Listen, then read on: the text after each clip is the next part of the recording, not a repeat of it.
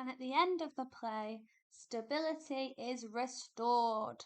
And Shakespeare, in response to the Gunpowder Plot of 1605, in response to King James's ascension to the throne, is writing a play about the importance of a rightful king and how societies, which are quite fragile, can be stabilized through values of honor, morality, justice, trust, loyalty, etc.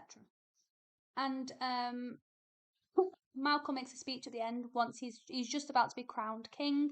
He is the leader of both, he's united England and Scotland, just like King James, so he's kind of a metaphor for that kind of rightful return to the throne, the restoration of the British throne, the English throne, I should say.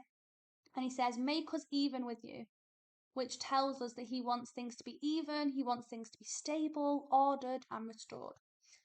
And I love this image, and this is a me thing, and I always teach it to my classes because I just love it. And it's because it is an image of nature. I talk about nature so much, but nature is God-given power. Nature is created not by humans, but by something far superior. And Malcolm says that Scotland will be planted newly.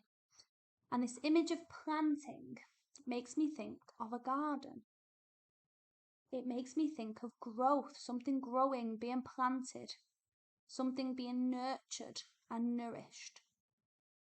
It's antithetical to Macbeth and Lady Macbeth, who were poisonous characters, creating death. They were toxic characters. They created death and not growth.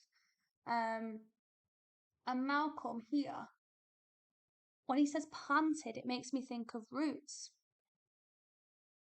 which tells me that history is now stabilised because the real king, the rightful king, the roots of Banquo, the seeds of Banquo will become king because King James will eventually end up on the throne. And it reminds us of divinity, because the garden could be a representation of the Garden of Eden, the idea of paradise, the idea of the rightful king, and also of a legacy.